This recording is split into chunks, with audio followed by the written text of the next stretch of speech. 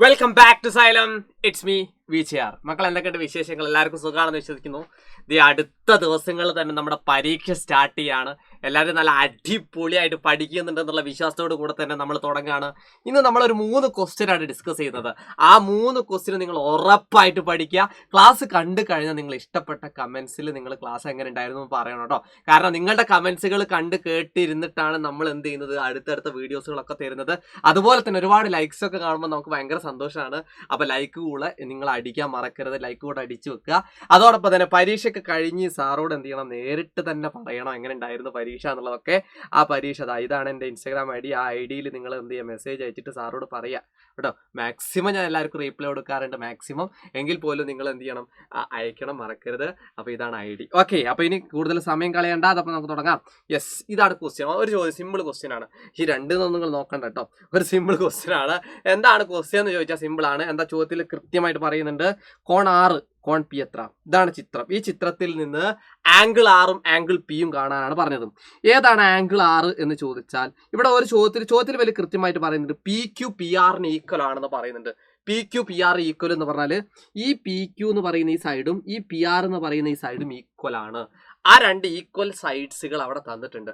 അങ്ങനെയാണെങ്കിൽ ഞാൻ ചോദിക്കട്ടെ, തുല്യമായ വശങ്ങൾക്ക് എതിരെയുള്ള കോണുകൾ എന്തായിരിക്കും ഉണ്ടാവുക? അത് തുല്യമായിരിക്കും അല്ലേ? അപ്പൊ അങ്ങനെയാണെങ്കിൽ നിങ്ങൾ പറ, ഇതും തുല്യമാണെന്ന് പറയുമ്പോൾ ഇതിന്റെ എതിരെയുള്ള ഈ കോണളവും ഇതിന്റെ എതിരെയുള്ള ഈ കോണളവും എന്തേ വരുള്ളൂ? തുല്യമേ വരുള്ളൂ.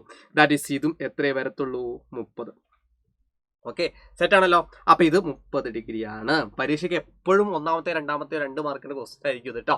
ഓക്കെ, അങ്ങനെയാണെങ്കിൽ നിങ്ങളിത് പറയണം. അങ്ങനെയാണെങ്കിൽ ഇത് പറ, കോൺ പി എത്ര? കോൺ പി എത്ര? ആംഗിൾ പി എത്രയാന്ന് പറഞ്ഞാൽ നിങ്ങൾ അങ്ങനെ കണ്ടുപിടിക്കാം. സിമ്പിൾ ആണോ? ആകെ ഒരു ത്രികോണത്തിന്റെ മൊത്തം കോണളവുകൾ എത്രയാ? 180 ആണല്ലോ. 180 ആണല്ലോ. ദേ ഇവിടെ ഒരു 30 പോയി, ഇവിടെ മറ്റൊരു 30 പോയി. ടോട്ടൽ എത്രയായി? 60 ആയി. അപ്പൊ ടോട്ടൽ 60. ആ 180 നിന്ന് ഇവിടുത്തെ 30 ഇവിടുത്തെ 30 കൂടെ കൂട്ടി 60 കുറച്ചാൽ മതി. ദേ നമ്മുടെ ഉത്തരം ഒരേ പൊളി 120 ഡിഗ്രി. സെറ്റ്. റെഡിയാണോ? നിങ്ങൾക്ക് റെഡിയാണോ? അപ്പൊ പരീക്ഷയ്ക്ക് ചോദിക്കുന്നത് ഇതിന്റെ കോൺസെപ്റ്റ് എന്താ? തുല്യമായ വശങ്ങൾക്കെതിരെയുള്ള കോണളവുകൾ, ഈക്വൽ ആയിട്ടുള്ള സൈഡ്സിന്റെ ഓപ്പോസിറ്റ് ആംഗിൾസ് ഈക്വൽ ആയിരിക്കും. ആ ഒരു സംഭവം പഠിച്ചു വെക്കാം. അടുത്ത ക്വസ്റ്റ്യൻ നമ്മൾ ഇക്വേഷൻസ് പറയുന്നു പറഞ്ഞ ചാപ്റ്ററിൽ നിന്ന് വരുന്ന ക്വസ്റ്റ്യൻ ആണ്. കിഡിലൻ ക്വസ്റ്റ്യൻ ആണ് കേട്ടോ. എന്താ ക്വസ്റ്റ്യൻ? ഈ 5 subtracted from 5 times A number gives 100. എന്താ പറയണത്? സംഖ്യ കാണാനാണ് ഇവിടെ ക്വസ്റ്റ്യൻ. സംഖ്യ നമുക്കറിയില്ല. നമ്പർ അറിയാത്തൊരു സംഖ്യനല്ലേ? അറിയാത്ത ഒരാളെ നിങ്ങൾ എന്താ വിളിക്കുക? കുഞ്ഞോളെ എന്ന് വിളിക്കൂലേ? അതുപോലെ അറിയാത്തൊരു സംഖ്യനെ നമ്മൾ എന്ത് വിളിക്കാം?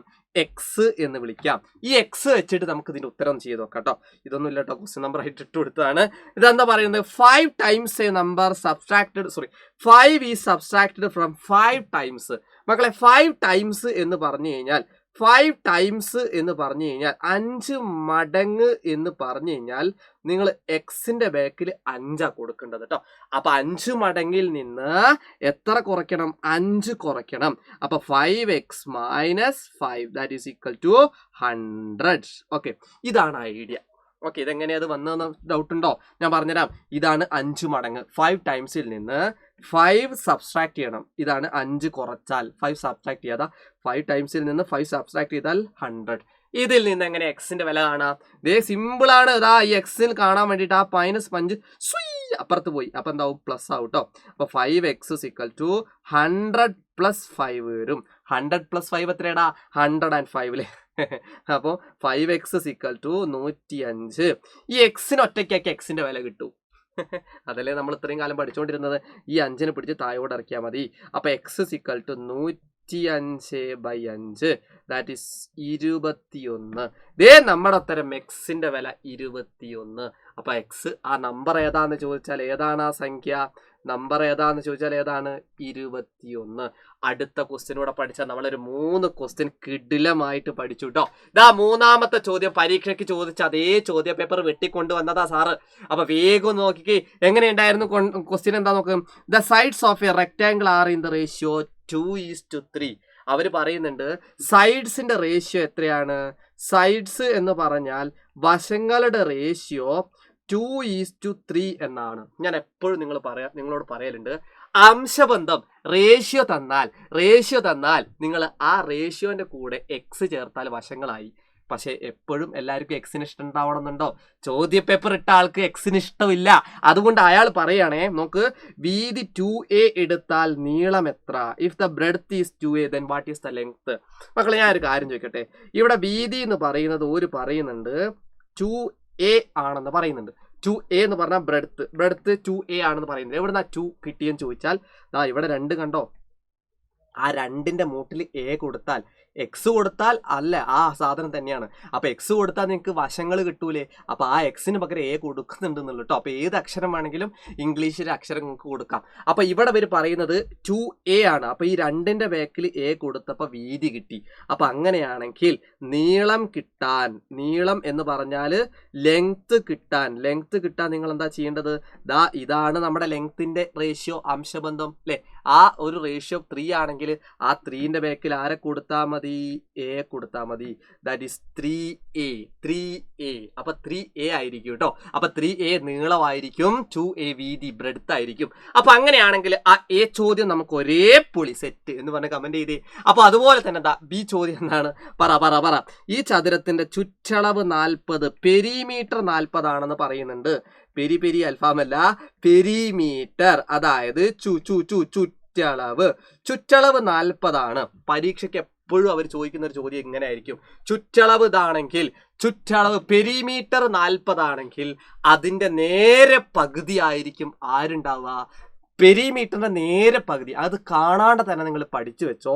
പെരിമീറ്ററിന്റെ നേരെ പകുതി, അതായിരിക്കും നീളം പ്ലസ് വീതി, ലെങ്ത് പ്ലസ് ബ്രെഡ്ത്ത് ഉണ്ടാവുക. അപ്പൊ 40ന്റെ പകുതി എത്രയാണെന്ന് നോക്കുക, 20 ആയിരിക്കും കേട്ടോ. ഇത് കാണാണ്ട് പഠിച്ചു വെച്ചോ. എത്ര തന്നെ പെരിമീറ്റർ ചുറ്റളവ് ചോദ്യത്തിൽ തന്നാലും നിങ്ങൾ ഉടനെ തന്നെ നോക്ക്, ഇവിടെ പെരിമീറ്റർ 40 അല്ലേ, ആ ഉടനെ തന്നെ അതിന്റെ പകുതി എടുത്താൽ മതി. അത് പകുതി എടുത്താൽ നമുക്ക് എന്താ കിട്ടുക? നീളം വീതിയും ലെങ്ത്തും ബ്രെഡ്ത്തും കൂട്ടിയാലായിരിക്കും കിട്ടുക. അങ്ങനെയാണെങ്കിൽ ഞാൻ ചോദിക്കട്ടെ, ഇതിന്റെ ലെങ്ത്തും ബ്രെഡ്ത്തും എത്രയാണെന്നാണ് ക്വസ്റ്റ്യൻ. ഇവിടെ നമുക്ക് ലെങ്ത്തും ബ്രെഡ്ത്തും എത്രയാണെന്താ നോക്ക്, ഇവിടെ ചോദ്യത്തിൽ തന്നിട്ട് നമുക്ക് കിട്ടി ലെങ്ത്ത് 3a ആണ്, വീതി 2a അല്ലെ, ബ്രെഡ്ത്ത് 2a. അപ്പൊ നീളത്തിന് പകരം നമുക്ക് എന്ത് ചെയ്യാം? നീളം ലെങ്ത് 3a ആണ്. അപ്പം നീളത്തിന് പകരം 3a കൊടുക്കാം. നടുക്ക് പ്ലസ് ആണ്. വീതിക്ക് പകരം വീതി നമ്മൾ നേരത്തെ അത് പറഞ്ഞിട്ടുണ്ടായിരുന്നു 2a ആണെന്ന്. അപ്പൊ വീതിക്ക് പകരം 2a കൊടുത്തു. അങ്ങനെയാണെങ്കിൽ അത് രണ്ടും കൂട്ടുമ്പോൾ, നീളം വീതിയും കൂട്ടുമ്പോൾ 20 ആണല്ലോ. സിമ്പിൾ സാധനം.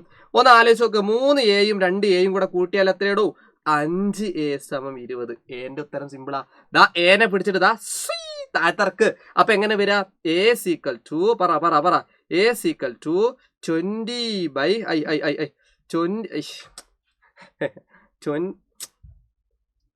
20/5. That is 4.